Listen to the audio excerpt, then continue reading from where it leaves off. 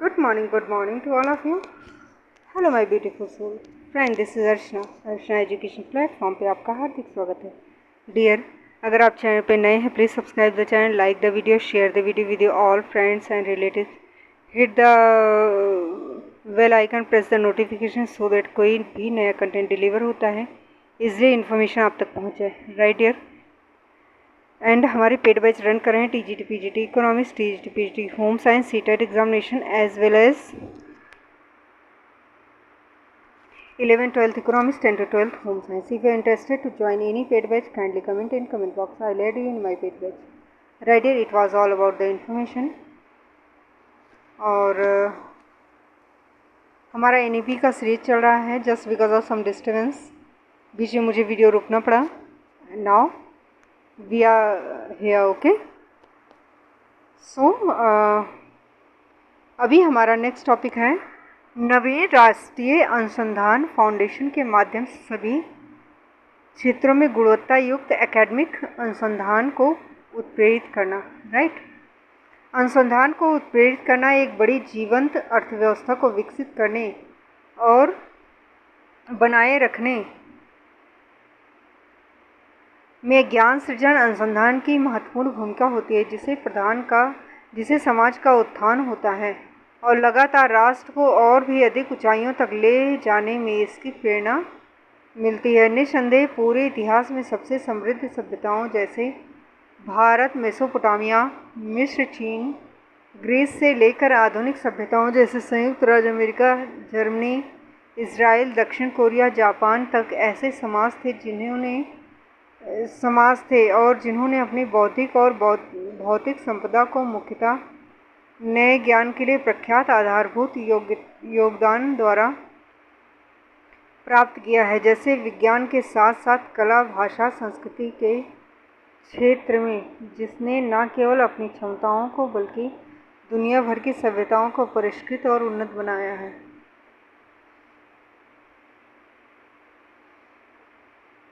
राष्ट्रीय शिक्षा नीति अनुसंधान का एक महत्वपूर्ण मजबूत परिस्थिति तंत्र आज दुनिया में तेज़ी से होने वाले परिवर्तन के साथ शायद पहले से कहीं अधिक महत्वपूर्ण हो गया है. फॉर एग्ज़ाम्पल, जलवायु परिवर्तन, जनसांख्यिकी, ये चीज़ें हम पढ़ते हैं ना इकोनॉमिक्स में, गतिशील प्रबंधन, जैव प्रौद्योगिकी, डिजिटल बाजार, मशीन लर्निंग, कृत्रिम बौद्धिमत्ता. राइट. इस तरह के परिवर्तन हैं. यदि भारत इन विषम क्षेत्रों में एक नेतृत्व कर्ता बनना है और वास्तव में अपने विशाल प्रतिभा पूल को फिर से एक प्रमुख ज्ञान समाज बनने की क्षमता को प्राप्त करना है, तो आने वाले वर्षों में राष्ट्र को अपनी अनुसंधान क्षमता और संभावनाओं को सभी विषयों डिस्पेंस, ठीक है ना, में उत्पादन करने के साथ एक महत्वपूर्ण विस्तार की आवश्यकता होगी. आज किसी भी राष्ट्र के आर्थिक, बौद्धिक, सामाजिक, पर्यावरणीय, प्रौद्योगिकी विकास के लिए शोध का महत्व पहले से कहीं अधिक है. इस पक्ष के इतना महत्वपूर्ण होने के बावजूद भारत में वर्तमान समय में अनुसंधान और नवाचार निवेश संयुक्त राज्य अमेरिका में 2.8%, इजराइल में 4.3%, दक्षिण कोरिया में 4.2% की तुलना में जीडीपी केवल 0.6% है. समझ पा रहे हो? अमेरिका में 2.8 है, इजराइल में 4.3 है, साउथ कोरिया में 4.2 है और इंडिया का 0.69 है. बहुत कम है. ठीक. भारत को चुनौतियों का समाधान करने की आवश्यकता है, जैसे कि अपने सभी नागरिकों के लिए पीने का पानी, शिक्षा, एजुकेशन, स्वास्थ्य, परिवहन, ठीक, वायु, बिजली जैसी बुनियादी आवश्यकताओं की पूर्ति. इसके लिए व्यापक दृष्टिकोण, समाधान, रवैया, क्रियान्वयन करने की आवश्यकता है, जो कि न केवल शीर्ष विज्ञान और प्रौद्योगिकी पर आधारित हो बल्कि सामाजिक विज्ञान और मानविकी तथा राष्ट्र के विभिन्न सामाजिक, सांस्कृतिक और पर्यावरणीय आयाम की गहरी समझ पर भी आधारित हों। इन चुनौतियों का सामना करने और इनके समाधान खोजने के लिए विभिन्न क्षेत्रों में उच्चतर स्तरीय अंतर-विषयक अनुसंधान करने की स्वयं की क्षमता का होना महत्वपूर्ण होगा। स्वयं के शोध करने की क्षमता किसी देश को अत्यधिक आसानी से अन्य देशों के अनुसंधान को आयात करने और उनमें से अनुकूल शोध को अपनाने योग्य बनाता है। इसके अतिरिक्त सामाजिक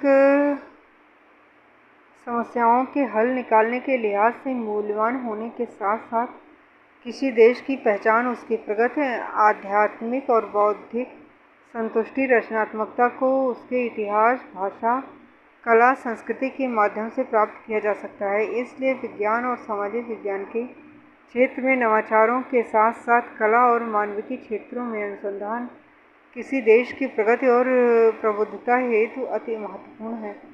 भारत में शिक्षा संस्थानों में अनुसंधान नवाचार बहुत महत्वपूर्ण है, विशेष रूप से जो उच्चतर शिक्षा से जुड़े हुए हैं। पूरे इतिहास में दुनिया के सर्वश्रेष्ठ विश्वविद्यालयों से मिलने वाले साक्ष्यों से पता चलता है कि उच्चतर शिक्षा के स्तर पर सर्वोत्तम शिक्षण और सीखने की प्रक्रियाएं उस वातावरण में होती हैं जहां अनुसंधान और ज्ञान सृजन की एक मजबूत संस्कृति रही है। इसके साथ ही दुनिया के श्रेष्ठ अनुसंधान विषयी विश्वविद्यालय में हुए हैं। भारत में विज्ञान, गणित से लेकर कला, साहित्य, स्वर्ण विज्ञान, भाषा से लेकर चिकित्सा, कृषि तक विषयों में अनुसंधान ज्ञान सृजन की एक लंबी ऐतिहासिक परंपरा रही है। अब समय की मांग है कि भारत जल्द से जल्द एक मजबूत और प्रबुद्ध ज्ञान समाज के रूप में अपनी खोई हुई स्थिति को शीघ्र ही पुनः प्राप्त करे। मजबूत और प्रबुद्ध ज्ञान समाज दुनिया की 3 सबसे बड़ी अर्थव्यवस्थाओं में से एक के रूप में 21वीं सदी में अनुसंधान नवाचार का नेतृत्व करने के लिए तैयार है। अतः यह नीति भारत में अनुसंधान की गुणवत्ता और उसकी मात्रा को बदलने के लिए एक व्यापक दृष्टिकोण लागू करती है। नीति में स्कूली शिक्षा में निश्चित बदलाव शामिल हैं, जैसे सीखने की खोज और खोज आधारित शैली, वैज्ञानिक पद्धति और तार्किक चिंतन पर बल इनमें शामिल है। छात्र हितों और प्रतिभाओं की पहचान करने के लिए स्कूलों में करियर परामर्श और उच्चतर शिक्षा का संस्थागत पुनर्गठन जो विश्वविद्यालय में अनुसंधान को बढ़ावा दे। सभी उच्चतर शिक्षण संस्थानों में बहुविषयी समग्र शिक्षा के बल पर स्नातक पाठ्यक्रम में अनुसंधान इंटर्नशिप का समावेश, संकाय करियर प्रबंध प्रणाली जो अनुसंधान पर समुचित बल दे, प्रशासनिक और विनियामक परिवर्तन जो शिक्षकों की ओर और संस्थागत स्वायत्तता और नवाचार को प्रोत्साहित करने वाले हों। ऊपर बताए सही पहलू देश में एक शोध मानसिकता को मजबूत करने के लिए अत्यंत महत्वपूर्ण है। इन विभिन्न तत्वों पर सहक्रियात्मक तरीके से कार्य करने के लिए यह नीति एक राष्ट्रीय अनुसंधान फाउंडेशन (NRF) की स्थापना को प्रस्तावित करती है, जिससे राष्ट्र में गुणवत्ता युक्त अनुसंधान को सही रूप से विकसित और उत्प्रेरित किया जा सके। NRF का व्यापक लक्ष्य हमारे विश्वविद्यालयों के माध्यम से शोध की संस्कृति को सक्षम बनाना होगा। विशेष रूप से NRF point should be noted my Lord. ठीक, NRF क्या है? आपका राष्ट्रीय अनुसंधान फंड है। ठीक, NRF नेशनल रिसर्च फंड की स्थापना को प्रस्तावित करती है, जिसमें राष्ट्र में गुणवत्तायुक्त अनुसंधान के रूप में विकसित और उत्प्रेरित किया जा सके। NRF का लक्ष्य हमारे विश्वविद्यालयों के माध्यम से शोध की संस्कृति को सक्षम बनाना। विशेष रूप से NRF योग्यता आधारित एवं पीयर रिव्यू पर आधारित शोध निधि एक विश्वसनीय आधार प्रदान करेगा, जो उत्कृष्ट शोध के लिए उपयुक्त प्रोत्साहन के माध्यम से देश में अनुसंधान की संस्कृति विकसित करने में मदद करेगा। राज्य विश्वविद्यालय अन्य सार्वजनिक संस्थानों में अनुसंधान को स्थापित करने के साथ इन्हें विकसित करने का कार्य करेगा, जो अनुसंधान संभावनाएं वर्तमान में सीमित हैं। एनआरएफ प्रतिस्पर्धात्मक रूप से भी बहुविषयकों में अनुसंधान को फंड देगा। सफल अनुसंधानों को मान्यता दी जाएगी और प्रासंगिक सरकारी एजेंसियों के साथ साथ निजी और परोपकारी संगठनों के साथ घनिष्ठ संबंधों के माध्यम से इसे क्रियान्वित किया जाएगा। ऐसे संस्थान जो वर्तमान में किसी स्तर पर अनुसंधान को निधि प्रदान करते हैं, जैसे विज्ञान और प्रौद्योगिकी विभाग DST, परमाणु ऊर्जा विभाग DAE, जैव प्रौद्योगिकी विभाग DBT, भारतीय कृषि अनुसंधान परिषद, भारतीय आयुर्विज्ञान अनुसंधान परिषद ICMR। ठीक, ये सारी चीज़ें थोड़ा सा नोट कर लीजिए आप। साइंस की चीज़ें, मतलब जितने अनुसंधान की चीज़ें हैं आपकी, जैसे आपकी DST हो गया, ठीक, DST हो गया आपका, फिर DAE हो गया आपका, ठीक, फिर आपका DBT हो गया, DBT हो गया, ठीक,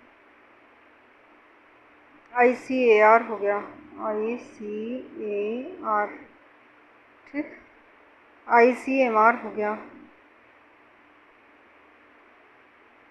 ठीक, भारतीय आयुर्विज्ञान अनुसंधान परिषद।